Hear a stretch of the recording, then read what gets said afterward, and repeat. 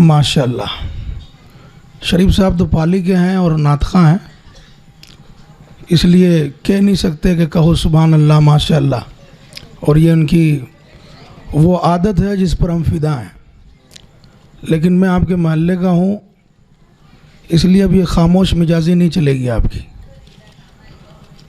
उर्स आला हज़रत का तो हो गया, अब 4 बातें हमें करनी है, लिहाजा आप भी कुछ बोलें, मैं भी कुछ बोलूं। ये रिश्ता है मोहब्बत कुछ इस तरह निभेगा, कुछ तुम कदम बढ़ाओ, कुछ हम कदम बढ़ाएं। अब मिलजुल करके साथ दें अगर आप, तो एक मुकम्मल ईमानी जोशो खरोश वाला दुरूद पाक पढ़ करके सुना दें। अल्लाहुम्मा सल्ली अला शफ़ीअना व मौलाना मोहम्मद व बारिक वसल्लम दाइमन सरमदा। एक बार और नबी और आले नबी पर झूम झूम कर पढ़ें दुरूद पाक। अल्लाहुम्मा सल्ली अला सैयदना व शफ़ीअना व मौलाना मोहम्मद व बारिक वसल्लम दाइमन सरमदा। आप सभी हज़रात का मैं शुक्रगुज़ार हूँ कि आप बग़ैर किसी पोस्टर के, बग़ैर किसी इश्तहार के कुशा कुशा अपने इमाम की बारगाह में सलामियाँ पेश करने के लिए हाज़िर हुए।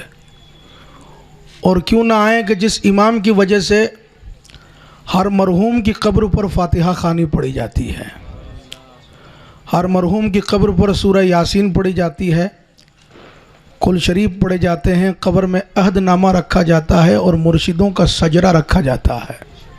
ये करम है मेरे इमाम का, उनकी काविशों का नतीजा है। इसीलिए कोई किसी दरबार से जुड़ा हो, चाहे कलियर से, चाहे अजमेर से, चाहे बगदाद मोहल्ला से, लेकिन जब पहचान के लिए कहा जाएगा कि ये कौन है, तो कहा जाएगा बरेलवी है अजमेर का, है कर्नाटका का, है तमिलनाडु का, है पटियाला का। लेकिन पहचान के लिए कहा जाएगा तो क्या कहेंगे, ये बरेलवी है। अल्हम्दुलिल्लाह किसी की पहचान उसकी शलवार से होती है, हमारी पहचान इश्क की राजधानी से हुआ करती है। तो मेरे दोस्तों, काबिल मुबारकबाद हैं आप हजरात, और अगर मेरी मुबारकबादी कबूल करते हैं तो आप भी थोड़ा खुशी का इज़हार करें और अल्लाह ताला की तारीफ़ करते हुए सुभान अल्लाह का नारा लगाएं। थोड़ा तेज़ लगाएं एक मरतबा और। हाँ, ये बड़ा नारा है, बहुत ऊंचा नारा है। सुभान अल्लाह कहने से इमाम साहब नहीं फूलते हैं, बल्कि नामाए आमाल में हमारी नेकियों का वज़न फूल जाता है, बहुत ज़्यादा नेकियां हो जाती हैं, नामाए आमाल भर जाता है। इसलिए इंशाअल्लाह ताला अब बातें सुनेंगे सरकार आला हज़रत की, और गुजारिश है कि आप सुभान अल्लाह माशाअल्लाह कहते रहें। कहेंगे इंशाअल्लाह? तो आइए एक बार और दुरूद पाक पढ़कर सुनाएं। अल्लाहुम्मा सल्ली अला सैयदिना व शफ़ीअना व मौलाना मोहम्मद व बारिक वसल्लम सलातुम व सलामुन अलैका या रसूलल्लाह व सल्लिम अलैका या हबीबल्लाह। जिस इमाम आलीशान की बारगाह में खिराज तहसीन पेश करने के लिए हाजिर हुए, आज दुनिया के दीगर ममालिक में भी उनकी बारगाह में अक़ीदतों का खिराज पेश किया जा रहा है। मेरे दोस्तों, मैंने अभी अपने बच्चों के बीच में बैठ के कहा था, आज फेसबुक का दौर है, व्हाट्सएप का दौर है, इंस्टाग्राम का दौर है, यूट्यूब का दौर है और ट्विटर का दौर है, और तरक्की याफ्ता, बहुत ज़्यादा तरक्की याफ्ता दौर आ चुका। लेकिन उसके बावजूद भी हम हमारा नाम, हमारा काम, हमारा मिशन अपने घर से बाहर नहीं निकाल सकते। लेकिन वो बरेली के इमाम अहमद रज़ा जब टूटी हुई चटाई पर बैठा करते थे, ना नेट था, ना इंटरनेट था, ना कंप्यूटर था, ना फेसबुक थी, ना यूट्यूब था, ना ट्यूट्यूब था, ना कुछ भी नहीं था उस वक्त। ये सारी चीज़ें बाद की पैदावार हैं। लेकिन इमाम ने टूटी हुई चटाई पर बैठ करके जो नारे लगाए थे, खुदा की कसम दुनिया के 4 दांग में गूंजते हुए नजर आए वो। आज अफगानिस्तान जाकर के देखे तो मुस्तफ़ा जान रहमत पढ़ा जा रहा है, अफ्रीका में जाकर के देखे, केनिया के मुंबासा में जाकर के देखें, जहाँ जहाँ मेरी दावत इस्लामी पहुँची है वहाँ वहाँ सलाम रज़ा भी पहुँचा अल्हम्दुलिल्लाह। और कायनात आलम के अंदर गूंजता हुआ ये नारा नज़र आ रहा है। तो मेरे दोस्तों, जिस वक्त कुछ नहीं थी ये तरक्कियात के सामान, उस वक्त कितने लोग काबिल हुआ करते थे, और अल्लाह के हबीब सल्लल्लाहु अलैहि वसल्लम की इनायतों से कितने आगे पहुंच चुके थे कि अपनी बात को घर में बैठ करके, जिस वक्त छपाई का इंतज़ाम नहीं था, बड़ी बड़ी मशीनें नहीं बनी थी, किताब छापने का कोई माकूल इंतज़ाम नहीं था, पत्थरों की छपाई चला करती थी, ऐसे वक्त में इमाम ने हर ज़बान के अंदर अपने फतावे लिख करके अपने मिशन और मसलक को इस तरीके से आम किया कि पूरी दुनिया पुकार कर कहने लगी, डाल दी कल्ब में अजमत मुस्तफ़ा सैयदी आला हजरत पे लाखों सलाम। मेरे दोस्तों, ये करामत नहीं तो और क्या है। ये बहुत बड़ी करामत है कि आज आपके पास इतना बड़ा खिलौना है, 10-20 हज़ार रुपये का जेब में रखते हो, चाहे तो अपनी बात अरब पहुंचा सकते हो, चाहे तो अपनी बात अमेरिका पहुंचा सकते हो, चाहे तो अपनी बात यूरोप पहुंचा सकते हो, लेकिन उसके बावजूद भी हमारा कोई भी अता पता नहीं है। लेकिन सरकार आला हजरत अलैहि रहमतुर रिजवान की ज़ात गिरामी देखें कि जिस वक्त कोई भी तरक्की के सामान नहीं थे, लेकिन अल्हम्दुलिल्लाह आपका इश्क तरक्की पर था, आपकी वफाएं तरक्की पर थी, आपकी मोहब्बत तरक्की पर थी, आपका प्यार तरक्की पर था। और ये इश्क रजा की सरफराजिया है कि पूरी दुनिया के अंदर आपका मिशन पहुंच करके रहा, पूरी दुनिया में आपका मसलक पहुंच करके रहा। और आज जिस तरफ भी देखिए ये अहले सुन्नत वल जमात की जो खुशबू नजर आ रही है, ये मेरे इमाम अहमद रजा का करम है। और यही मेरे दोस्तों, यही काविशें और यही खिदमतें थी। इसी वजह से एक बुजुर्ग ने ख्वाब में देखा और ख्वाब देख करके वो चला अपने मुल्क से। मुल्क का नाम था सीरिया, जिसको मुल्क शाम कहा जाता है। मुल्क शाम से चला, चलते चलते चलते सफ़र अबूर करते, दरिया पार करते, जंगलों दश्त सहरा को पीछे छोड़ते, जो भी उसके पास सवारी थी उस सवारी से चलते चलाते हिंदुस्तान आया। हिंदुस्तान में शहर बरेली आया और बरेली में आकर पूछने लगा, कौन है इमाम अहमद रज़ा, कौन है इमाम अहमद रज़ा। लोगों ने पूछा, आप कौन हैं? कि मुल्क शाम से आया हूँ, उनके तजस्सुस में उनको तलाशने के लिए उनकी ज़ियारत करना चाहता हूँ। तब लोग ले जा कर के पहुँचे, लोगों ने उनको पहुँचाया मज़ार आला हज़रत पर। तो सरकार आला हज़रत की कब्र मुबारक को देख करके फूट फूट करके रोने लगे। लोगों ने पूछा, अब तो बताइए बाबा मामला क्या है? तो उन्होंने बताया, आज से इतने दिनों पहले मैंने ख्वाब में देखा कि मैंने आंखें बंद हुई और दिल की खिड़कियां मेरी बेदार हुई और मैंने सुनहरी जालियों के सामने सरवरे कायनात सल्लल्लाहु अलैहि वसल्लम को देखा, जो अपने माथे पर हाथ रख करके किसी का इंतजार कर रहे हैं। तो मैंने अर्ज की, या रसूल अल्लाह, ये किसका इंतजार हो रहा है? ये कौन आने वाला है कि आप दूर तक देखे जा रहे हैं किसी के इश्तियाक को इंतजार में? तो सरवरे कायनात सल्लल्लाहु अलैहि वसल्लम ने फरमाया, ए मेरी उम्मत मरहूमा के बुजुर्ग, मैं अपने बरेली के इमाम अहमद रजा का इंतजार कर रहा हूं। मैं बरेली के इमाम अहमद रजा का इंतजार कर रहा हूं। ये इंतजार करने वाले कौन हैं? आपके और मेरे प्यारे नबी हैं। मदीना पाक में इंतजार किया जा रहा है। वो बुजुर्ग कहते हैं, अब समझ में आया कि इधर रूह कब से उनजुरी से परवाज कर रही थी और उधर मदीने में सरवरे कौनो मका अपने इस गुलाम का इंतजार फरमा रही थी।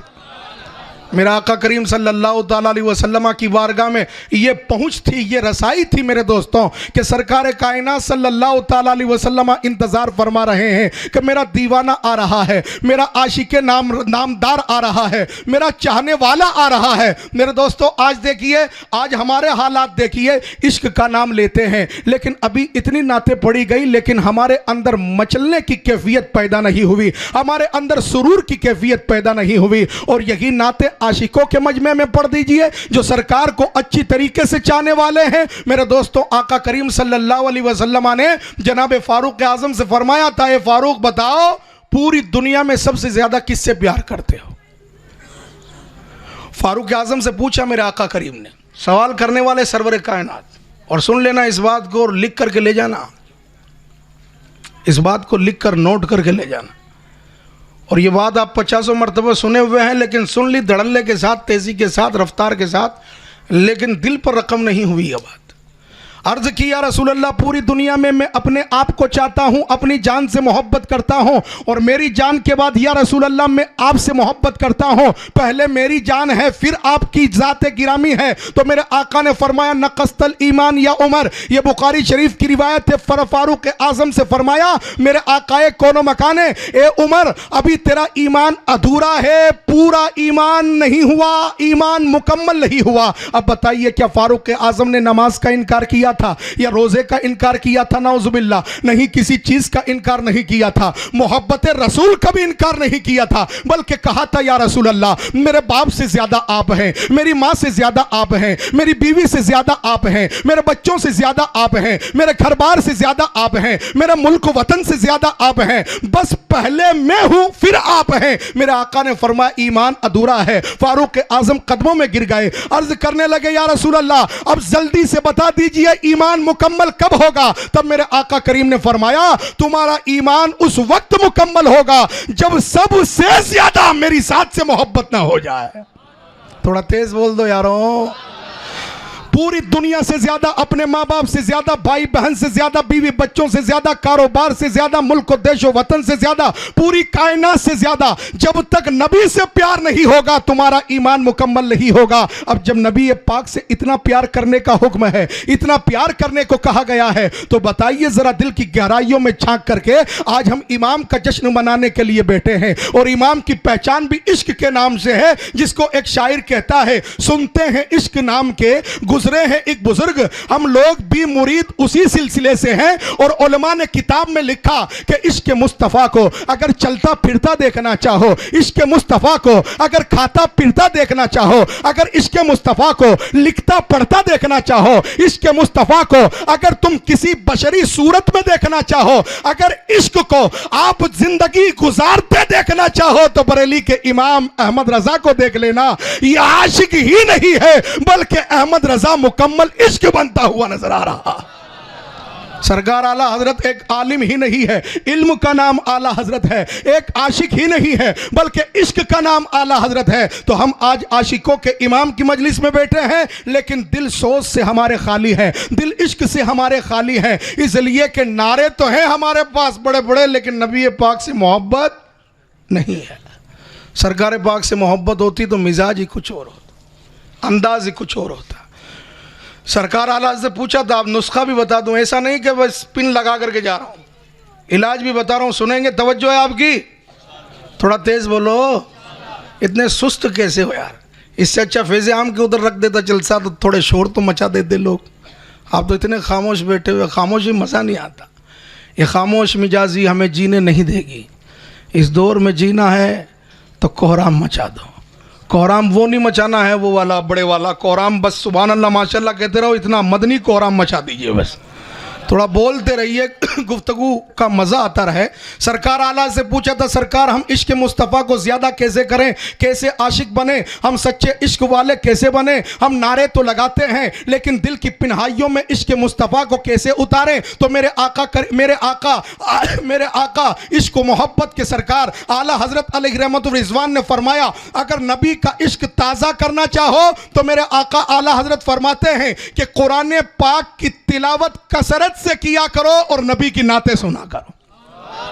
कुरान पाक की तिलावत कसरत से किया करो और नबी की नाते सुना करो। कुरान पाक पढ़ोगे, हर वर्क में नबी की तारीफ आएगी, हर आयत के अंदर नबी का जिक्र आएगा, इसलिए कि सारी आयतें नबी पाक पर उतरी हैं। और पढ़ते पढ़ते हम ये तसव्वुर करेंगे कि ये कुरान पढ़ रहे हैं, ये हमारे नसीब में नहीं था, ये मदीने वाले के कदमों का सदका है कि जब वो तशरीफ लाए तो अल्लाह ने उन पर कुरान मजीद नाजिल फरमा दिया है। फरमाया कुरान की तिलावत की कसरत करो और नातहाए मुस्तफ़ा सुना करो। ये दो काम करोगे तो अल्लाह ताला इश्क में इजाफा अता फरमा दे। जोधपुर वाले तो कहते हैं कि 2-3 नाते पढ़वा दो, फिर क्या है, जल्दी से तकरीर शुरू करवा दो, मौलवी साहब को जल्दी बैठा दो, नाते बस 2-3 पढ़वा दी बहुत है। मैंने कहा हाँ, ये जोधपुर वाले हैं।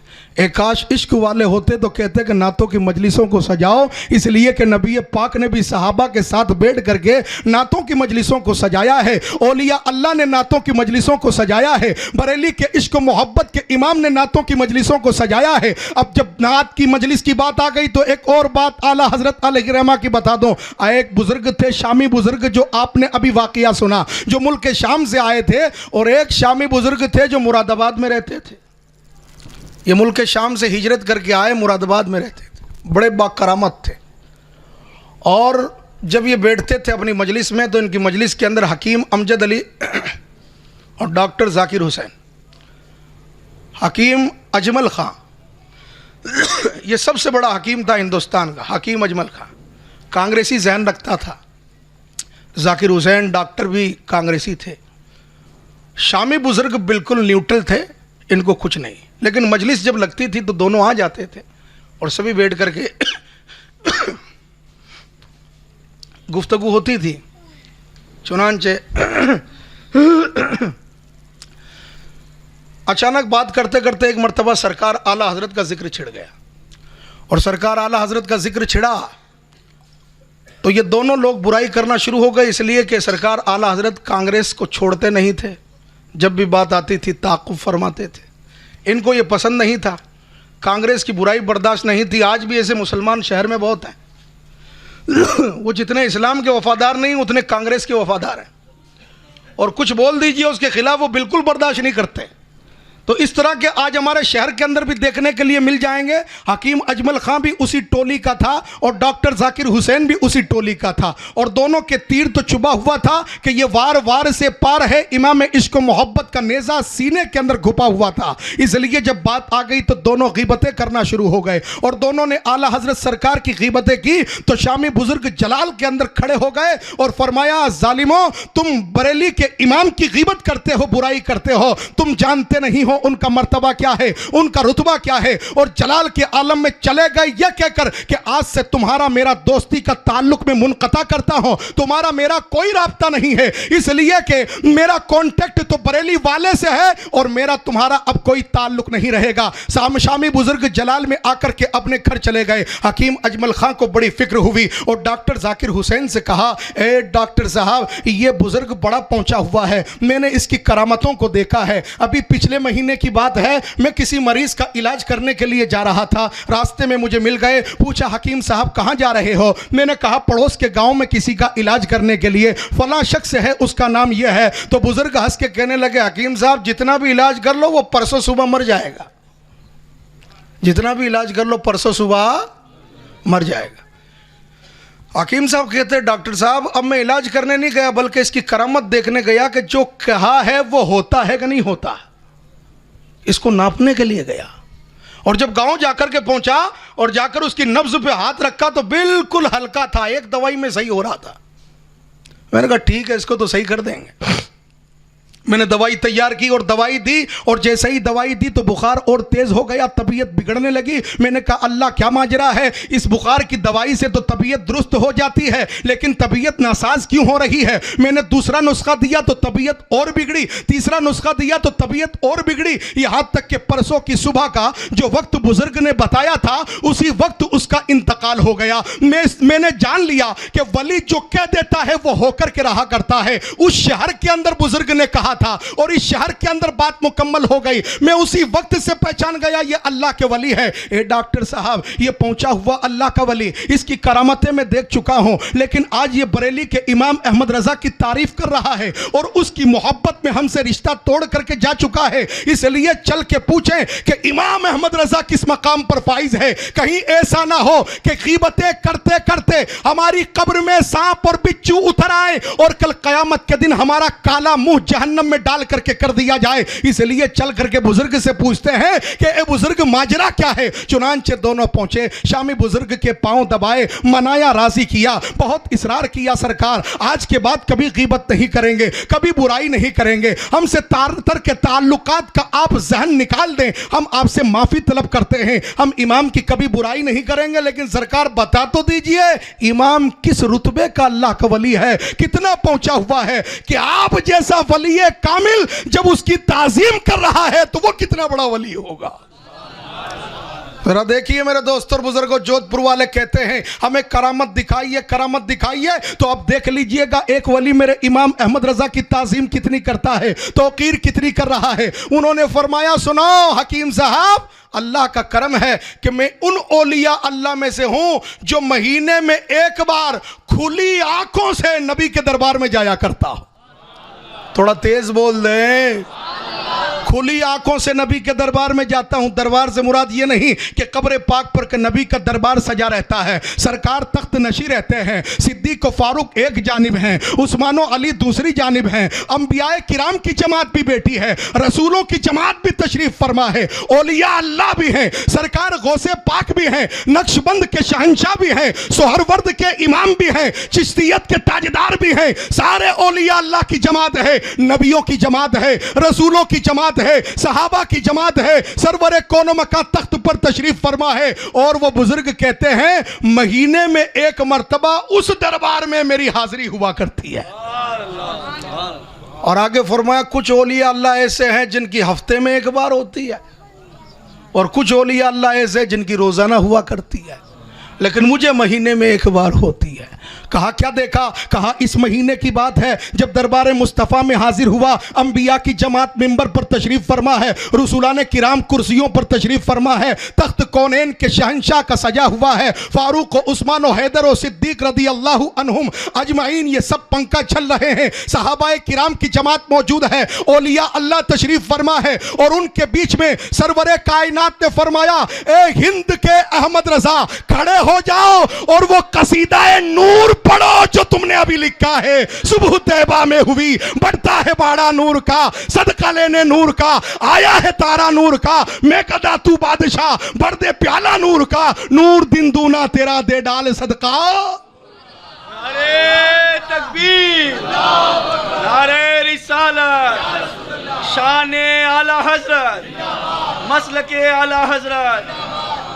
वो शामी बुजुर्ग फरमाते हैं कि मैंने माथे की आंखों से देखा कि अंबिया और रसूल की जमात में सरवरे कोनो मकां की मजलिस के अंदर सारे सहाबा औलिया अल्लाह मौजूद हैं, उनके दरमियान खड़ा खड़ा ये बरेली का मुजद्दिद, ये मुजद्दिदों का मुजद्दिद, ये आशिकों का इमाम, ये आलिमों का पेशवा, ये खड़े खड़े मचल मचल कर कसीदाए नूर पढ़ रहा है। हकीम साहब तुम तो चाय की थड़ियों पर बैठ करके बात करते हो और ये बरेली वाला दरबार मुस्तफ़ा में पहुंच कर कसीदे सुनाया करता है। मेरे दोस्तों और बुजुर्गों ये शान है बरेली के शाह की। अल्लाह अकबर, बड़ा आलीशान मकाम है। मदीना पाक में जब पहुंचे, इसीलिए तो मेरे दोस्तों इकबाल की शायरी को कलाम कहते हैं और ज़ौक़ की शायरी को कलाम कहते हैं, गालिब की शायरी को कलाम कहते हैं, दाग की शायरी को कलाम कहते हैं, आतिश की शायरी को कलाम कहते हैं, मोमिन की शायरी को कलाम कहते हैं, फिरदौसी के दीवान को कलाम कहते हैं, हफीज के कलाम को कलाम कहते हैं। लेकिन बात आती है बरेली वाले की तो इमामुल कलाम कहते हैं। इनकी शायरी को इमामुल कलाम कि जितने कलाम लिखे सबका इमाम है ये। ऐसा क्यों है भाई? इकबाल की शायरी कलाम, जोश मलिहाबादी की शायरी कलाम, अहमद फराज की शायरी कलाम, सारे शायरों की कलाम कलाम है, लेकिन बरेली वाले का कलाम इमामुल कलाम है। का इसलिए कि मदीना पाक में जब पहुंचे, सरवरे कोनो मकां की बारगाह में बड़ी कोशिश की कि सरकार की ज़ियारत नसीब हो जाए। अब मेरे दोस्तों एक एक बच्चे को आप देखोगे तो क्या तकरीर सुनोगे यार। इतनी देर से देख रहा हूँ, कोई इधर देख रहा, कोई उधर देख रहा।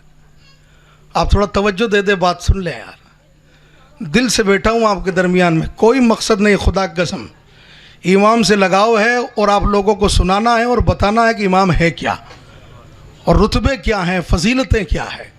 इल्म तो आपने बहुत सुना कि 120 उलूम के माहिर थे, किताबें 1000 से ज़्यादा लिखी, लेकिन बात इल्म की करेंगे दोस्तों तो इल्म से तो हम कोसों दूर हैं। हमें तो भास्कर जितना इल्म है, और फतवा रिजविया की क्या खाक बात करूँगा। हमें सिर्फ इल्म बहुत कम है, हिंदी पढ़ लेते हैं, उर्दू का तो हमारा दूर दूर तक का नामो निशान नहीं। इसलिए बात इल्म की नहीं, बात करामत की कर रहे हैं कि सरवरे कायनात सल्लल्लाहु अलैहि वसल्लम की बारगाह में आशिक सादिक पहुंचा और बहुत कोशिशें की कि सरकार की ज़ियारत नसीब हो जाए, सरकार का जलवा नसीब हो जाए। एक दिन गुजरा, 2 दिन गुजरे, बहुत कोशिशें की, वजीफ़े पढ़ लिए, विर्द कर लिया, लेकिन सरकार पाक का जलवा नसीब ना हुआ। ख्वाब में तो कई मरतबा देखा था, लेकिन जागती आंखों से सरकार का जलवा देखना था, हयात ज़ाहिरी के अंदर देखना था। चुनांचे मेरे दोस्तों सरकार आला हजरत आखिर के अंदर एक कसीदा लिख करके मेरे आका की बारगाह में हाजिर हुए और हाथ बांध करके रो रो करके पहले दुरूद पाक की कसरत की और उसके बाद कसीदा शुरू किया। वो सुए लालाजार फिरते हैं, तेरे दिन ए बहार फिरते हैं, आह कल ऐश तो किए हमने, आज वो बेकरार फिरते हैं, जान है जान क्या नजर आए, क्यों आदू गिरदे गार फिरते हैं, और कोई क्यों पूछे तेरी बात रजा, कोई क्यों पूछे तेरी बात रजा। हम कह रहे थे कि आला हजरत कह रहे थे कि जलवा दिखाइए, जलवा दिखाइए, लेकिन जलवा नजर नहीं आता था। तो आला हजरत ने अर्ज की, कोई क्यों पूछे तेरी बात रजा, तुझसे कुत्ते हजार फिरते हैं। जैसे ही ये शेर पढ़ा, ये मक्ता पढ़ा, आला हजरत फरमाते हैं कब्र मुनव्वर शक हुई और मैंने निगाहों के सामने जलवाए मुस्तफा को देखा था, मुस्तफा प्यारे को देखा था, पेशे नजर वो नौबहार, जल सजदे को दिल है बेकरार, अरे रोकिए सर को रोकिए। हाँ यही यही तो इम्तिहान है। इसीलिए तो कसम खा करके कहा है, सबने कहा नबी जिंदा है, लेकिन आला हजरत ने क्या कहा? तू जिंदा है वल्ला, तू जिंदा है वल्ला, मेरी चश्मे आलम से छुप जाने वाले। कसम खा खा कर इसलिए कहा था कि बरेली वाले ने माथे की आंखों से देखा था, अपनी सर की आंखों से देखा था, सरकार के जलवे को देखा था। अब देखिए, इकबाल ने शायरी की है बुखारी पढ़ करके, गालिब ने शायरी की है मुस्लिम पढ़ करके, ज़ौक़ ने शायरी की है तिरमिज़ी पढ़ करके, और मलिहाबादी ने शायरी की है तिरमिज़ी पढ़ करके। लेकिन आला हजरत ने पढ़ी तो सारी किताबें, लेकिन पढ़ पढ़ करके नहीं लिखा, बल्कि आज नबी को देख देख करके लिखा है। जिसके माथे शफात का सहरा रहा, उस जबीने सआदत पे लाखों सलाम। निगाहों पर नजर पड़ी तो कहा, जिस तरफ उठ गई दम में दम आ गया, उस निगाह इनायत पे लाखों सलाम। निगाहें हाथों पर गिरी तो फिर अल्लाह के रसूल की बारगाह में अर्ज किया, जिस तरफ उठ गए गनी कर दिया मौजे बेरे समाहत पे लाखों सलाम। और जिस जिस तरफ नजर पड़ती गई वो मेरे इमाम कलाम लिखते रहे, इसलिए सभी का कलाम कलाम कहलाता है। और देखने वाले इमाम अहमद रजा का कलाम इमामुल कलाम कहलाता है। मेरे दोस्तों, माथे की आंखों से सरवरे कायनात का जलवा देखा, बहुत बड़ी फजीलत की बात है। इतिहास के पन्नों को खंगालेंगे तो सदियों तक ऐसे वाकयात ना मिलेंगे जो इश्क की वारदातें सरकार आला हजरत की जिंदगी में रोनुमा हुई है। आपके मुरीद सादिक और आपके खलीफा जो मदीना पाक में रहते थे, जियाउद्दीन मदनी अलैहिर्रहमा, मदीना पाक में आपके खलीफा रहा करते थे, मिलाद पाक हुआ करती। आज उनके शहजादे हैं, हर पीर और जुमेरात को मदीना शरीफ में आज भी उनके घर पे मिलाद मुस्तफ़ा हुआ करती है। लोग आते हैं, हाजी हज पढ़ करके जाते हैं तो मुसाफा करता हूँ तो बेचारे जाहिल हाजी साहब रहते, वापस आते मुफ्ती साहब बन जाते और मुझे समझाने लगते हैं वहाँ तो ये होता है, वहाँ तो ये होता है। उनसे कह देना, हम जगह पर ईमान नहीं लाए, हम जगह पर ईमान नहीं लाए, हम आमना के लाल पर ईमान लाए हैं, सरवरे कायनात पर ईमान लाए हैं। हम मकान पर ईमान नहीं लाए, हम वहाँ के मकीन पर ईमान लाए हैं, है ना। हम मकाम पर ईमान नहीं लाए, उस जगह के मुकीम पर ईमान लाए हैं जिनको मोहम्मदुर रसूलुल्लाह सल्लल्लाहु अलैहि वसल्लम कहा जाता है। आज अगर इतिहास बदलने की कोशिशें की जा रही है, इस्लाम को बदलने की कोशिशें की जा रही है, लेकिन बरेली के इमाम का खून पेवस्त है, करबला के इमाम का खून पेवस्त है, बगदाद के ताजदार का खून पेवस्त है, अजमेर के शहंशाह का खून पेवस्त है। इस इस्लाम को कोई बदल नहीं सकता। इस्लाम तेरी नफ्स न डूबेगी हश्र तक, तेरी रगों में खून है रवां चार यार का। ये बदलना चाहे अगर हुकूमत नज़्द कि हम मीलाद को बदल देंगे, हम सलाम को बदल देंगे, हम सुन्नियत के मियार को बदल देंगे, उनसे कहना फानूस बन के जिसकी हिफाजत हवा करे वो शम्मा क्या बुझे जिसे रोशन खुदा करे। नूरे खुदा है कुफ्र की हरकत पे खंदाजन, फूंकों से ये चिराग। नजदी हुकूमत आज भी, ये नजदी हुकूमत ये लाल कपड़े पहन करके, जानते हो गवर्नमेंट का कह रहा हूँ, रियाज में जहाँ इनकी राजधानी है, वहाबियों की हुकूमत है गैर मुकल्लिदों की, और सुन्नियों की वहाँ हुकूमत नहीं रही। अल्हम्दुलिल्लाह सुन्नियों की जब भी रही खिदमत रही, वहाँ पर हम खिदमत किया करते थे। आज इतना चिल्ला चिल्ला करके कहते हैं ये मत करो, वो मत करो, वो मत करो, लेकिन जब बारी आई सुनहरी जालियों के अंदर सफाई करने की ना, तो एक की हिम्मत नहीं हुई कि दरबार मुस्तफ़ा में दाखिल हो जाए। अरबी के अखबार का एक टुकड़ा पेश कर रहा हूँ आपके सामने। अरब से अखबार निकला था, एक छोटे से बच्चे को जो अहले सुन्नत वल जमात से मुंसलिक था, घर में मिलाद हुआ करती थी, सैयद था, आले रसूल था, उस बच्चे को तैयार करके सुनहरी जालियों के अंदर भेजा गया कि सफाई तुम्हें करनी है यहाँ। इसलिए कि गद्दारों को पता है कि गद्दारियां इतनी कर ली है, गुस्ताखियां इतनी कर ली है कि वो तजल्लियात की मार से ही जान से मर जाएंगे, अंदर जाते ही शक्लें मस्क हो जाएगी। इसलिए किसी की हिम्मत ना हुई, हमारे ही घर से एक बच्चा लिया, और बच्चा वो जिसको बरेली का ताजदार कहता है तेरी नस्ले बच्चा बच्चा तू है ने नूर तेरा सब घराना नूर का वहीं से बच्चा लिया और बच्चा लेकर के दरबार मुस्तफ़ा में भेजा। वो सफाई करके बाहर आया, लेकिन बाहर आने के बाद बोलना बंद हो गया। वो रोता था, कभी मुस्कुराता था, कभी रोता था, आंसू बहाता था, कभी मुस्कुराता था, बोलना बंद हो गया। सब परेशान हो गए। मीडिया वाले पहुंच गए कि दरबार मुस्तफ़ा की सफाई करके आने वाला बच्चा, वो बिल्कुल खामोश हो गया है। उससे जब पूछा, बेटा क्या देखा, अंदर क्या नजर आया, तूने क्या देखा, कौन से जलवे तुझे नजर आ गए, वो कुछ नहीं बोलता था, सिर्फ इतना कहता था, फनबियुल्लाहि हय्युन, फनबियुल्लाहि हय्युन, फनबियुल्लाहि हय्युन। खुदा की कसम नबी जिंदा है, खुदा की कसम नबी जिंदा है। जिसको बरेली वाला कह दिया है तू जिंदा है वल्लाह, तू जिंदा है वल्लाह, मेरी चश्मे आलम से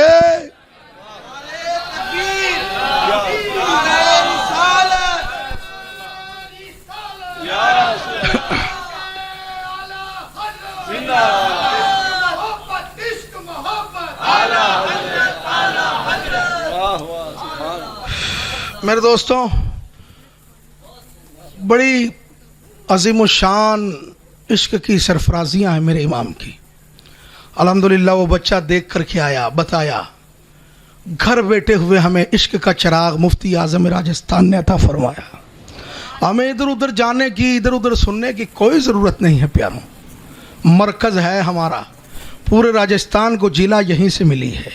बस एक गुजारिश कर दूँ आपकी वारगाह में, सुन लो, नबी का गद्दार चाहे कुरान लेकर आए, चाहे हदीस मुस्तफ़ा लेकर आए, वो कुरान भी हमारे सर पर, वो हदीस भी हमारे सर पर, लेकिन जो उठाए उठाए आ रहा है, ज़रा उसके दिल में झांक कर भी देख लो कि नबी की मोहब्बत है कि नहीं है, नबी को जिंदा मानता है कि नहीं है, नबी को बाइख्तियार कहता है कि नहीं है, नबी को जो है वो मालिक व मुख्तार मानता है कि नहीं। ये सारी चीज़ें भी आप देख लें। आप कहेंगे दिल में झांक कर कैसे देखें, तो मैं कहा कि बरेली की फिटमार पड़ी हुई है, ईद के दिन भी जूने नजर आते हैं। ये बोलो, बात सही है तो बोलो, डरो मत, निवड़ूंगा मैं, निवड़ता रहता हूं इनसे दिनों रात, देखी जाएगी जो भी होगा। हमारी एड़ तो बगदाद के गौसे पाक से मिला करती है, अजमेर के गरीब नवाज से मिलती है। इनको कह देना, टाई वाले मच्छर तुम्हें मुबारक हो, तुम हो जो टाई वालों के पीछे चलते हो। हमारे लिए तो कलियर का साबिर काफी है, और अजमेर का मोइन काफी है, नागौर का सूफी काफी है, और कसम खुदा की सीना तान कर खड़े हो जाना, इसलिए कि दुनिया के बमों के अंदर वो ताकत नहीं है, इन आतंकवादियों के बमों में वो ताकत नहीं है जो बगदाद वाले के अंदर अल्लाह ने ताकत अता फरमाई है। अगर उनका दामन थाम कर रखा है तो दुनिया की सारी ताकतें एक तरफ है और बगदाद वाले अब्दुल कादिर की ताकत एक तरफ है। हमारे इलाके के अंदर आते हैं गद्दार लोग, मूंछें साफ किए हुए, पाजामा चढ़ाए हुए, आकर के खड़े होते हैं, नबी के खिलाफ बोलते हैं, और आप जैसे लोग जाकर के हाथ चूमते हो, आप जैसे लोग कहते हो कि ये भी मुसलमान भाई है, आप जैसे लोग कहते हो कि ये भी अल्लाह का नाम लेने वाला है। अल्लाह का नाम तो ममता बनर्जी भी लेती है, अल्लाह का नाम तो गांधी भी लिया करता था, अल्लाह का नाम तो ये गौतम बुद्ध भी लिया करता था, अल्लाह का नाम तो महावीर जैन भी लिया करता था। अरे नाम अल्लाह का कौन नहीं लेता है? पूरे इजराइल के यहूदी अल्लाह अल्लाह करता है, पूरे अमेरिका का ईसाई अल्लाह अल्लाह करता है, लेकिन सुन लो, अल्लाह अल्लाह करने से कभी कोई मुसलमान नहीं होता। मुसलमान वो होता है जो मुस्तफा मुस्तफा करता, जो नबी का नाम लेता है वो मुसलमान हुआ करता है। लिहाजा ऐसी बातें ना करें। हमें इश्क का चिराग बरेली वाले ने अता फरमा दिया, और ऐसा रोशन अता किया है खुदा की कसम कि जिसके जलवों में गुंबद खजरा की बहारें भी नजर आती है, बगदाद मोहल्ला का नूर भी नजर आता है। सरकार आला हजरत अली रहमत रिजवान बड़ी आली शान अल्लाह ताला ने अता फरमाई। पहले तो ये वादा करें इंशाअल्लाह, अहले सुन्नत वल जमात के अलावा 72 में से कोई भी आएगा तो हम उसका तदारुक करेंगे। बोलो, तेज बोलो, डरना मत। उनके टुकड़े खाने वाला कुत्ता करीब में बैठा है, बुला लेना मुझे। हाँ, सिर्फ स्टेजों पे बैठने का शौक नहीं है, जेलों में बैठने का भी शौक है। ये सुन्नत है मेरे सरकार ज़ैनुल आबिदीन की, ये सुन्नत है मेरे अहमद बिन हम्बल रदी अल्लाह तआला अन्हु की, ये सुन्नत है मेरे सरकार मंसूर हल्लाज की, ये सुन्नत है मेरे सरकार मुजद्दिद अल्फसानी की, ये सुन्नत है मेरे अकाबरीन की, ये असीरी भी मेरी सुन्नत आबाई है। मुझे मेरे मनसब से कौन हटा सकता है? इसलिए मेरे दोस्तों और बुजुर्गों को गुजारिश है, ऐसे लोगों से बच करके रहिए और अपनी औलाद को भी बचा करके रखिए। अगर मोहल्ले के अंदर एक कुत्ता बावला हो जाता है, पागल हो जाता है, तो पूरे मोहल्ले के अंदर ऐलान होता है कुत्ते से बच कर रहो, रहो, कुत्ते से बचकर रहो। मैंने कहा क्या काट लेगा, काटेगा तो क्या होगा, इंसान मर जाएगा। मैंने कहा जान का खतरा है। लेकिन इंसान जब बावला बन जाता है तो नबी के सलाम पर एतराज करता है। इंसान जब पागल हो जाता है तो नबी के इख्तियार पर हमला करता है। इंसान जब बावला हो जाता है तो मीलाद की लाइटों पर हमला करता है। तो दोस्तों, जिस तरीके से यह कुत्ता जान बर्बाद कर देता है और यह बावला इंसान हमारे ईमान को बर्बाद कर देता है। हमें जैसे सांप से बचना है, जैसे बिच्छू से बचना है, इसी तरीके से इन आतंकवादियों से भी बचना है। इसलिए कि हमारा रिश्ता कल भी अमन से था, हमारा रिश्ता हमेशा मोहब्बत से रहेगा। करेंगे अमल इंशाअल्लाह ताला। सरकार आला हजरत का यही मिशन था, यही मसलक था, यही तालीम थी। और आपने यही ऐलान किया था, लोगों जिससे नबी की गुस्ताखी का शायबा भी आ जाए उठाकर फेंक देना जिंदगी से। चाहे कैसा भी रिश्तेदार हो, पीपाड़ से आए या कहीं और से आए, उठा के फेंक दो कि हमारा रिश्ता तुझसे कभी होगा, हमें पता नहीं, बाप दादाओं का होगा, लेकिन कब्र पर सब जब चले जाएंगे, और बुखारी शरीफ में है लेयस्मा क़रा नालिहिम, वो उनके जूतों की आवाज जब कब्र में सुनेगा, कोई भी कब्र में नहीं आएगा। एक ही रिश्ता होगा जो कब्र में बचाने के लिए तशरीफ लाए। कौन आएंगे कब्र में? तेज बोलो ना। आपको कब्र में बुलाना है कि नहीं बुलाना है? तो पार्टी से जुड़ जाओ, पार्टी से जुड़ जाओ। हमारे यहाँ कांग्रेसी है ना, जितने भी नेता 2 कोटी के, ये बचते रहते हैं। मैंने कहा इतने डरते क्यों? तो कहा कोई बीजेपी वालों के साथ फोटो खींच लेगा तो आला कमान में पार्टी से निकाल देगी।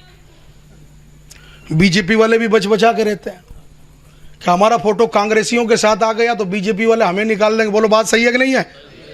इधर फोटो खिंचा लिया तो ये तकलीफ में आ जाएं, इधर ये वाले ये फोटो खिंचा ले तो वो तकलीफ में आ जाएं। तो मेरे दोस्तों, आप भी बच बचा करके रहिएगा, डिपार्टमेंट से जुड़ करके रहिएगा। आला हजरत का डिपार्टमेंट मसलके आला हजरत, गौसे पाक का डिपार्टमेंट मसलके आला हजरत, गरीब नवाज का डिपार्टमेंट मसलके आला हजरत। बच बचा कर रहिएगा। अगर एक भी तस्वीर इनके साथ पहुंच गई और किसी फरिश्ते ने जाकर के खबर दे दी कि कहने को गुलाम आपका है, हलीम बनाता है, नियाज दिलवाता है, लेकिन रिश्ते वहाबियों से रखता है, या रसूल अल्लाह कहने को आपका है, शीरनी आपकी खाता है, लेकिन ताल्लुक उधर भी रखता है, और अगर यह खबर पहुंच गई तो कब्र के अंदर हमारे बेड़े गर्क हो जाएंगे। मैदान हश्र में मेरे आका की शफाअत नहीं मिलेगी, इसलिए कि दूसरी पार्टी के साथ तस्वीर कुशाई कर ली है। इसलिए अपने आप को जोड़ कर रखो उन्हीं से जिनका एक हाथ मुफ्ती आजम राजस्थान के हाथ में हो, दूसरा हाथ ताजु शरिया के हाथ में हो।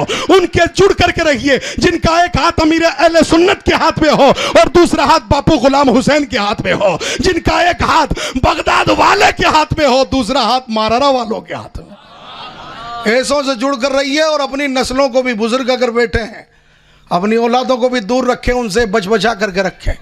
और जिनको बड़ा भरम है कि ये कुरान की बातें करते हैं हदीस की, तो उनसे कह देना कि आ जाएं सामने बैठ करके कुरान की बात कर लें। कुरान में कहाँ लिखा है या रसूल अल्लाह कहना शिर्क है?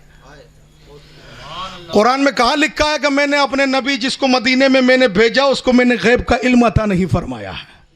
कुरान में कहाँ लिखा है नबी के माँ बाप नौजुबिल्लाह मुशरिक हैं और जहन्नमी हैं? कुरान में कहाँ लिखा है कि मैंने अपने मुस्तफ़ा जान रहमत को इख्तियार नहीं दिया है? कुरान में कहाँ लिखा है कि नबी का वसीला नहीं मांगना चाहिए, वसीले से इंसान काफिर और मुशरिक हो जाता नौजुबिल्लाह? कहीं भी तो नहीं लिखा है।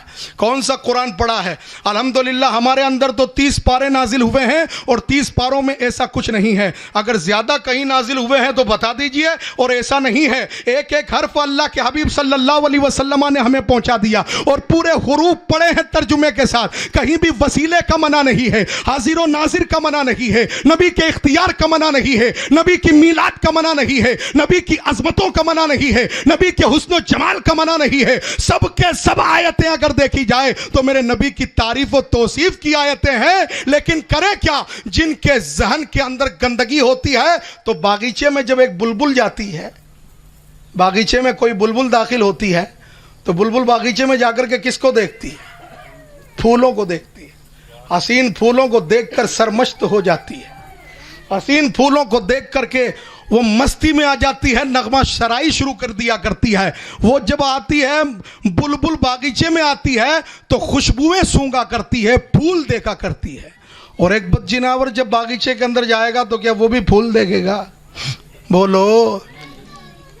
जड़ों के अंदर गिरी हुई गंदगी को देखेगा, वो गंदगी को देखेगा, यहां गंदगी पड़ी है, यहां गंदगी पड़ी है। तो इसी तरीके से मेरे दोस्तों, जब एक आशिक रसूल चमनज़ारे मोहब्बत मुस्तफ़ा में दाखिल हुआ करता है तो फूलों की रानाइयां नजर आती है। कभी नबी के काकुल की तारीफ करता है, कभी नबी के रुख ज़ेबा की तारीफ करता है, कभी नबी के रुखसार की तारीफ करता है, कभी नबी की जुल्फों की तारीफ करता है, कभी नबी की भवों की तारीफ करता है, कभी नबी की पलकों की तारीफ करता है, कभी नबी के जमाले जहां आरा की तारीफ करता है और कहता है या रसूल अल्लाह, वो कमाल हुस्न हुजूर है कि गुमाने नक्श जहां नहीं, वही फूल खार से दूर है, वही शम्मा है के दुआ नहीं। वो तारीफ करता है, सरवर कहूं कि मालिक हो, मौला कहूं तुझे, बागे खलील का गुले सेबा कहूं तुझे, लेकिन रज़ा ने खत में सुखन इस पे कर दिया, खालिक का बंदा खल्क का।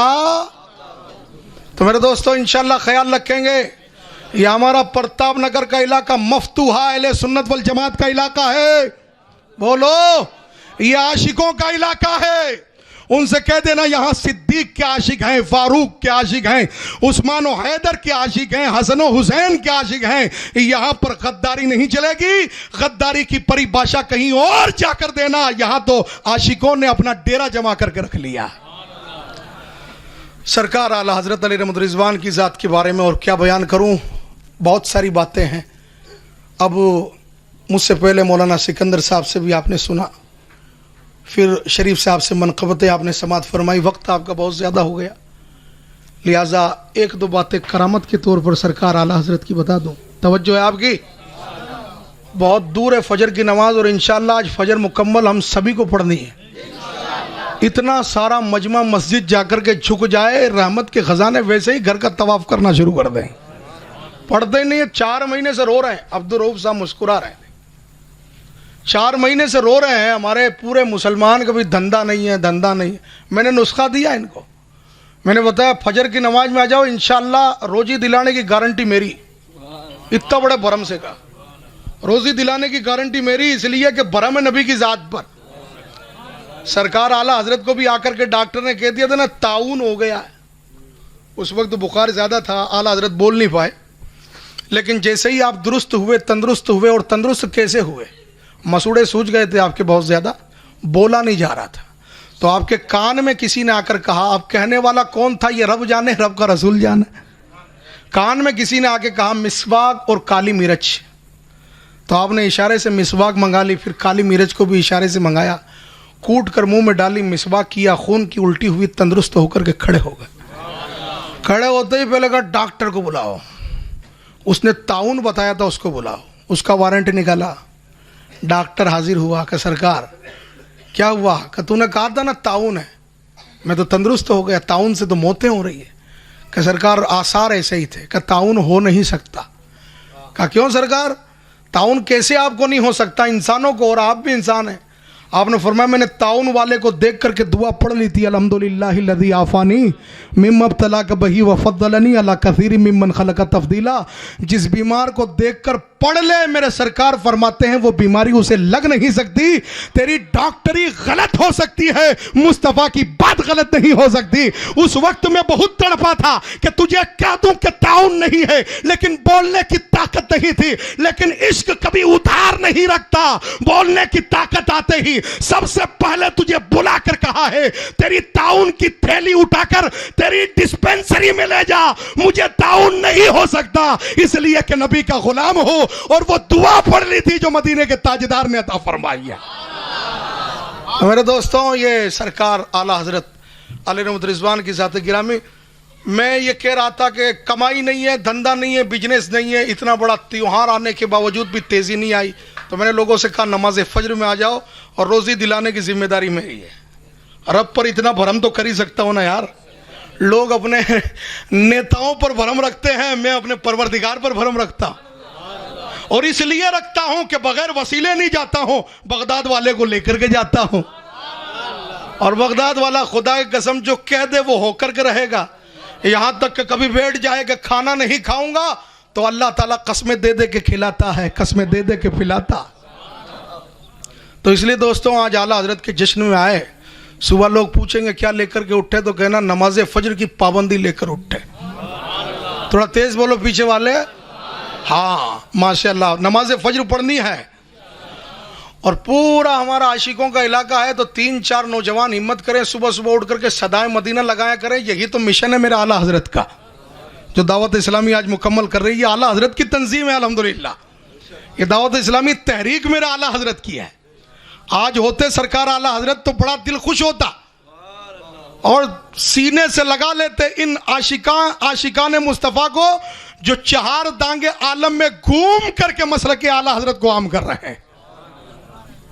वो लोग अपने इत्र बेचने थोड़ी घूम रहे हैं, वो पूरी दुनिया के 200 मुल्कों के अंदर अपने कोई गुलाब लच्छी बेचने के लिए थोड़ी घूम रहे हैं, अपना सामान थोड़ी बेच रहे हैं। वो पूरी कायनात के अंदर हरा पीला काला सफेद अमामा बांध करके जो घूम रहे हैं। पूछा मैंने किस वजह से घूम रहे हो, तो जवाब आया कि इसलिए घूम रहे हैं कि जहां जहां चाहे मसलके आला हजरत की धूम मचा दें, मसलके आला हजरत की बहारें पहुंचा दें। तो आज कायनात आलम में अगर मसलके आला हजरत की सबसे बड़ी कोई तहरीक है तो वो दावत इस्लामी है, जो पूरी कायनात के अंदर अहले सुन्नत वल जमात का अजीम शान काम कर रही है। तो मेरे दोस्तों, फजर की नियत कर ली आपने, फिर चुप हो गए यार, तेज बोलो। अब मैं वोट मांगने थोड़ी आया हूं यार, वोट वालों के लिए हंगामे कर देते हो। मैं तो सजदे करवा रहा हूं मेरे खुदा की बारगाह में, उधर सजदे करोगे। और फरमाया कि जब फजर की नमाज के लिए तुम घर खोल कर जाओगे, घर का दरवाज़ा खुलेगा, तुम जा रहे हो फजर पढ़ने के लिए, रहमत के खजाने जा रहे हैं बरकत लुटाने के लिए, वो बरकतें लुटा करके चले जाएंगे। मैं पहले सिटी में रहता था, तो सिटी से आता था, 5 बजती थी, 5:30 बजती थी, भाई के पीछे बैठ करके। गैर मुस्लिमों का सारा इलाका था रास्ते में, सब गैर मुस्लिमों के अंदर सुबह घर में 5-5:30 बजे गैर मुस्लिमों के घर में झाड़ू पोछे की पानी की आवाज़ आती थी। सुबह सुबह उठ करके घर को साफ कर दिया करते क्या है कि गाय के पेशाब को पूछते हैं, लेकिन सफाई का आलम देखे कि सुबह हमारी अजान नहीं हो रही, उससे पहले पहले घर साफ हो रहे हैं उनके। सफाई तुम्हारा आधा ईमान है, पाकीज़गी तुम्हारा आधा ईमान है, सुबह उठना तुम्हारा शेवा है। सूरज बाद में निकलता है, पहले खुदा का बंदा सजदा किया करता है। जब तक सजदा ना करे सूरज की औकात नहीं है कि वो तुलू हो जाए, बाहर निकल जाए। सूरज भी इंतजार करता है कि मुसलमान झुकेगा, झुककर उठेगा, तब हमें निकलने का ऑर्डर दिया जाएगा। तुम्हारे झुके बगैर सूरज भी नहीं निकला करता है। ये और बात है कि आप नहीं झुकते हो, कोई कलंदर तो झुका करता है, कोई अल्लाह का मलंग तो झुका करता है, कोई अल्लाह का दीवाना तो झुका करता है। इसलिए इलाकों के अंदर सदाए मदीना लगाएं। और मैंने अपने दोस्तों में कहा कि भाई अगर रोज़ी रोज़गार के अंदर कमी हो, रिज़्क़ हलाल के अंदर कमी हो, तो आपको चाहिए कि सुबह उठ करके सदाए मदीना लगाएं और नियत करें इंशाअल्लाह ताला 1 महीने सदाए मदीना लगाएंगे, उससे पहले पहले अल्लाह ताला रोज़ी का इंतज़ाम फरमाएगा।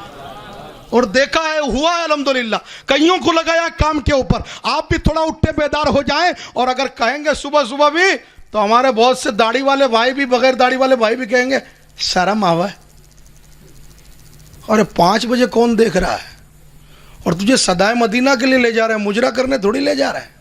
मुजरे में तो शर्म नहीं आती, लोगों के डांडियों में झांकते हुए तो शर्म नहीं आती, किसी की बहन बेटी को ताड़ते हुए तो शर्म नहीं आती, दाढ़ी कटाते हुए शर्म नहीं आती, गाना सुनते, गाना सुनाते, गाली देते, गाली सुनते, सारे कामों में शर्म नहीं आती। कहते दुनिया में बैठे हैं, बोलनी भी पड़ती है, सुननी भी पड़ती है, लेकिन जहां बारी आई सदाए मदीना की, शर्म आ जाती है। ये शर्म नहीं है, ये बेशर्मी है, ये बेशर्मी आ जाती है, शर्म नहीं आती। शर्म आती तो गाली गलौज में आ जाती, गाने के अंदर आ जाती, डांस करने के अंदर आ जाती, दाढ़ी कटाने के अंदर आ जाती, नमाज छोड़ने के अंदर आ जाती। तो लिहाजा मेरे दोस्तों, आज ये बात लेकर के उठें कि मोहल्ले के 4-5 जियाले नौजवान उठें और सुबह फजर के लिए बेदार करें, ज्यादा से ज्यादा खुदा की बारगाह में सजदे कराएं। इधर फजर की नमाज के लिए सजदे होंगे, अल्लाह ताला रहमत के खजाने हमारे घरों में अता फरमा देगा।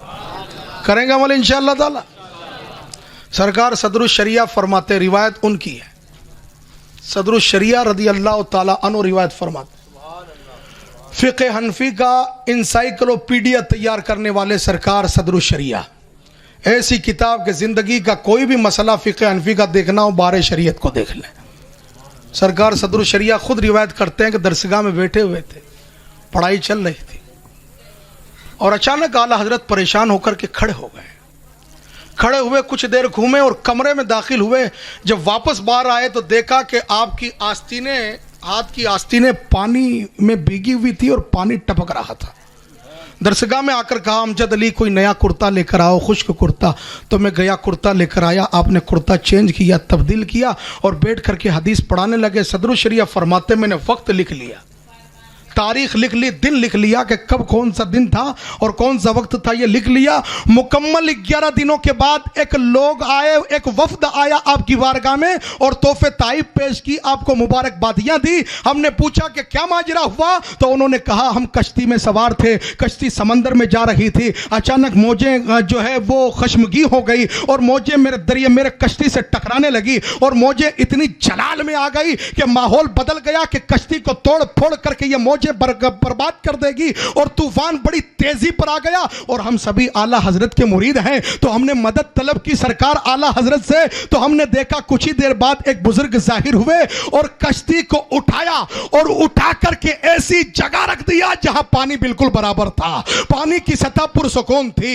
इसलिए आज ये तोहफे लेकर आए हैं कि हमने मदद इनसे मांगी थी, अल्लाह ताला ने इनके वजह से हमारी बर्बादी को, तबाही को बदल दिया, हमें जिंदगी अता फरमा दी, तूफान से हमें बचा दिया। कहा वक्त कौन सा था कि शायद दोपहर का वक्त रहा होगा। तारीख कौन सी थी, तो वही तारीख थी जो सदरुल शरिया ने लिखी थी। दिन कौन सा था कि दिन भी वही था। और जब मिलाया तो देखा कि जिस वक्त इमाम खड़े खड़े टहल रहा था उस वक्त समंदरों में तूफान आ रहा था। इमाम यहां है लेकिन समंदरों में जाकर के उनकी कश्ती को खुश्की में भी लेकर के आ गया है। जब ये शान है उनके गुलामों की, तो सरकार का आलम क्या होगा।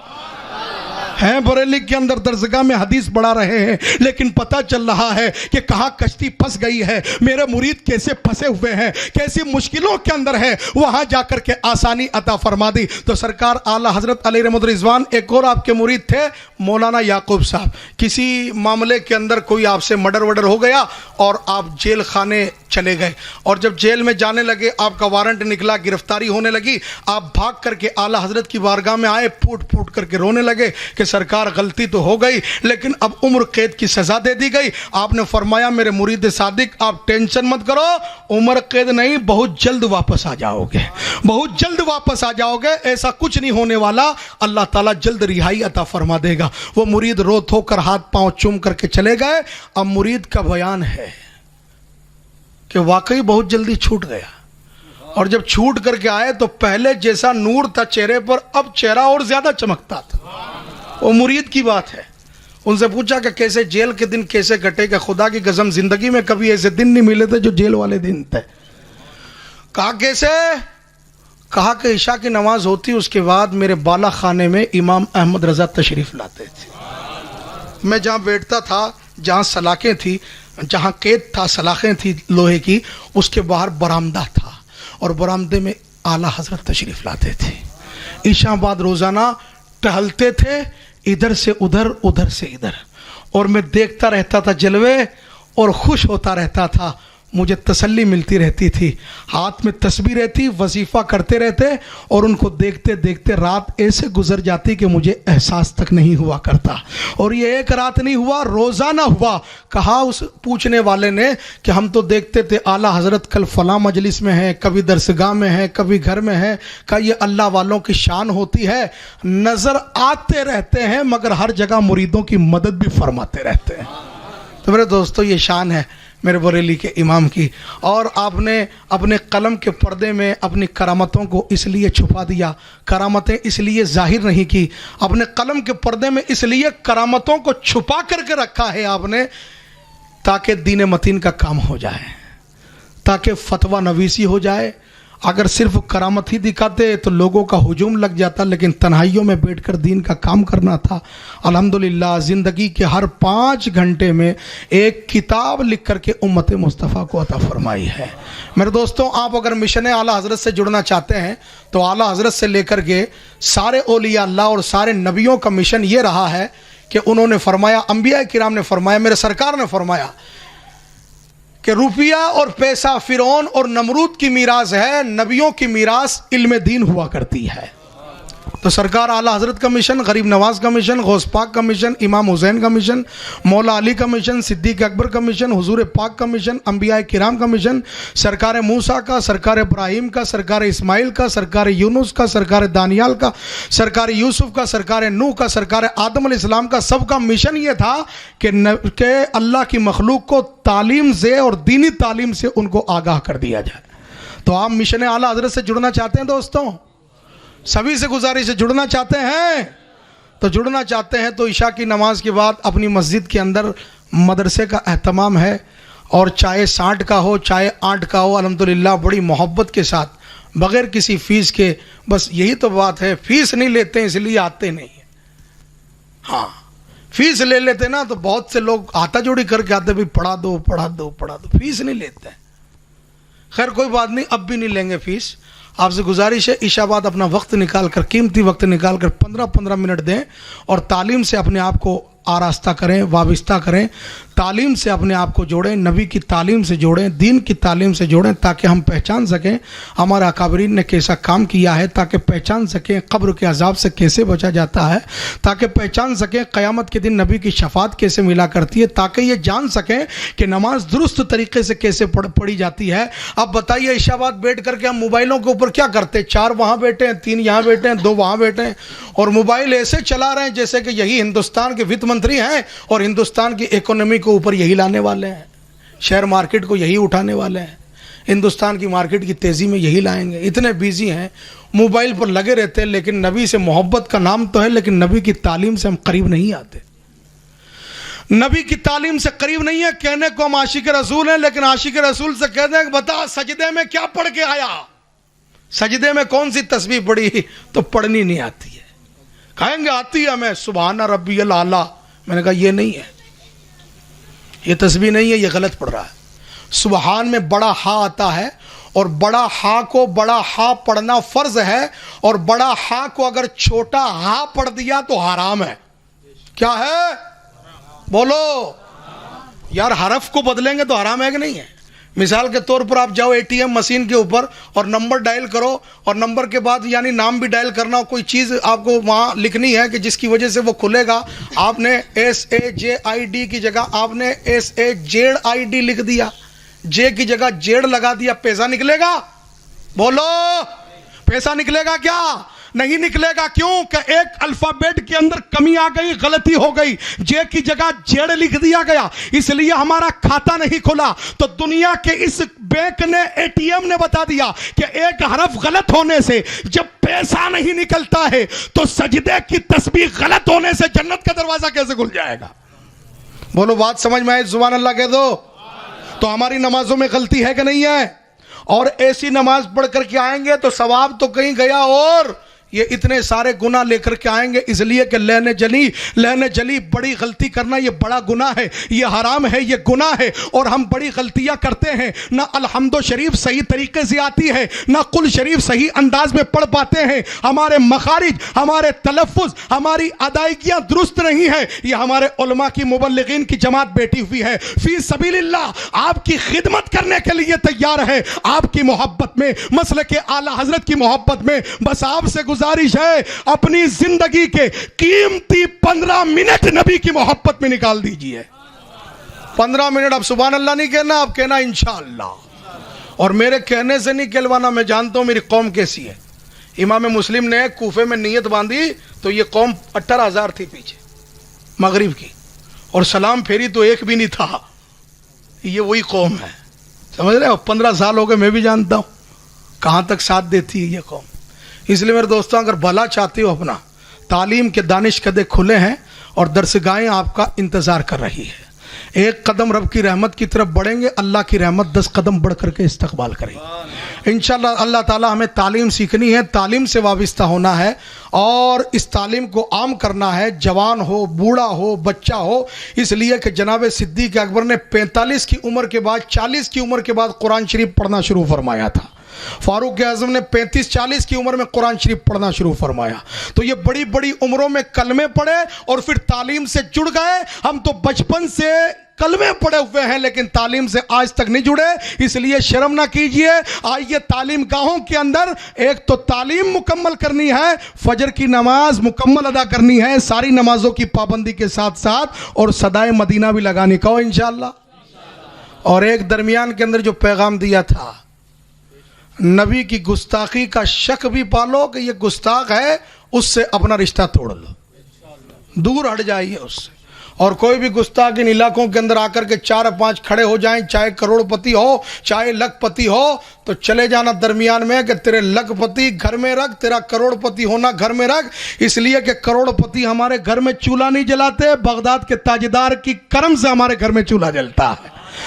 आज दुनिया के बड़े बड़े कितने भी मालदार हो जाएं, हमारे घर में राशन नहीं डलवाते हैं, लेकिन बगदाद के फकीर हुआ करते हैं जिनकी वजह से हमारे घरों का चूल्हा जला करता है। तो मेरे दोस्तों, ऐसे लोग भी नहीं आने चाहिए, हमारा राब्ता ऐसे लोगों से नहीं रहना चाहिए। दीन मतीन से जुड़कर रहें। और आपके पास बड़ा वाला फ़ोन है, आला हज़रत को सर्च करें, आला हज़रत को पढ़ें, खोल करके पढ़ें, जो देखना हो ज़िंदगानी के अंदर देखें। नातिया कलाम तो बहुत सुने हैं, थोड़ा इल्मी दुनिया में आकर के देखें कि पूरी दुनिया की साइंस ने मिलकर पानी का रंग नहीं बताया है आज तक कि पानी का रंग क्या है, आला हजरत ने पानी का रंग भी बता दिया है।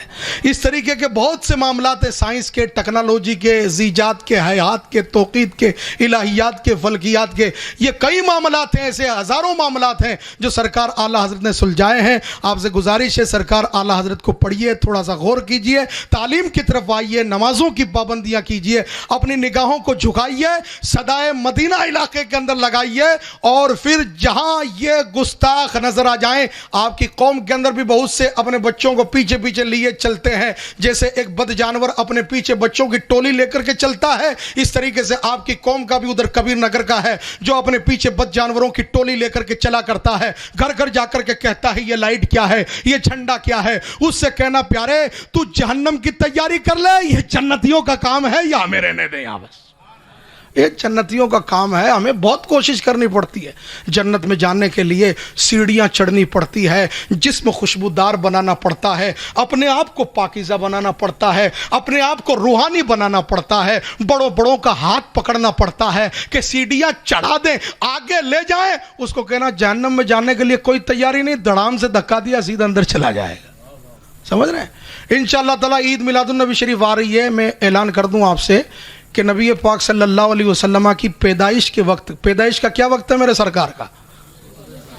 सुबह सादिक यानी फजर से पहले। तो आप सभी हजरात जैसे आज प्रोग्राम में आए हैं, वो सुबह सादिक फजर से पहले 12वीं की शब, बसद अंदाज यकताई बगायत शान ज़ीबाई, अमानत बन के अमी बनकर अमानत आमना की गोद में आई, जहाँ तारीख था जुल्मत का दाता सख्त काला था, कोई पर्दे से क्या निकला के खर्ग कसर बाकी ना रखी बस में इम्कान, अरब में चांद निकला चांदनी फैली। तो मेरे दोस्तों, उस वक्त में सुहाने मौसम में, अभी जिब्रील उतरे भी ना थे काबे के मिंबर से, उस सुहाने वक्त में मस्जिद फैज़ आम के अंदर जो है एक मखसूस मजलिस रखी जाएगी नाते नबी की, और नबी पाक की पैदाइश के बयान की मखसूस मजलिस रखी जाएगी। इंशाअल्लाह ताला मुँह मुबारक लाने की भी भरपूर कोशिश की जाएगी, ताकि मुँह मुबारक की ज़ियारत भी हो जाए, नबी पाक के जिस्म की एक निशानी भी मौजूद रहे और मिलाद मुस्तफ़ा भी होती रहे। तशरीफ़ लाएंगे इंशाअल्लाह, भर दीजिए मस्जिद को। यही वो सुहाना वक्त है, यही वो प्यारा वक्त है जिस वक्त के सदक़े में अल्लाह ने सारे वक्त पैदा फरमाए हैं। यही वो समा है जिस समा के सदक़े सारे समा बने हैं। यही वो सात है जिस सात के सदक़े में सारी सातें बनी है। और यही वो प्यारा वक्त, सुहाना वक्त है दोस्तों, कि जब अल्लाह ने अपनी सबसे बड़ी मोहब्बत को नबी की उम्मत के हवाले फरमा दिया। बोलो, कोई अपनी मोहब्बत किसी को देता?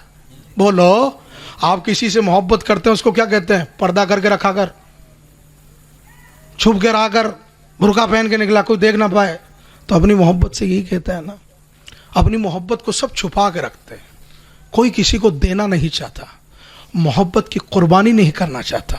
लेकिन रब्बुल आलमीन के जुदो अता की हद तो देखें कि जिसे सबसे ज्यादा प्यार करता है वही महबूब आज़म हमारे दामन में अता फरमा दिया है, वही महबूब आज़म अता फरमा दिया। तो जब रब ने इतनी बड़ी नेमत अता फरमा दी है तो उस वक्त अगर दुआ करेंगे तो कौन सी नेमत होगी जो नहीं मिलेगी यारो? सब तो वही मिला है, उसी वक्त मिला है, जो मांगेंगे वो मिलेगा इंशाअल्लाह ताला। मिलाद पाक के मुक़द्दस सुहाने मौसम में वहाँ तशरीफ़ लाए। 30 तारीख को ईदगाह जालूर गेट में बड़ा सा प्रोग्राम है, आप सभी हजरात से गुजारिश है उस बड़े से प्रोग्राम में तशरीफ़ लाएँ। सरकार ताजुल शरिया के घराने से कोई शख्सियत अल्लामा अरसलान मियाँ तशरीफ़ ला रहे हैं, उनका खिताब होगा, लिहाजा उस प्रोग्राम को भी आप कामयाब बनाएँ। अस्सलामु अलैकुम व रहमतुल्लाहि व बरकातहू।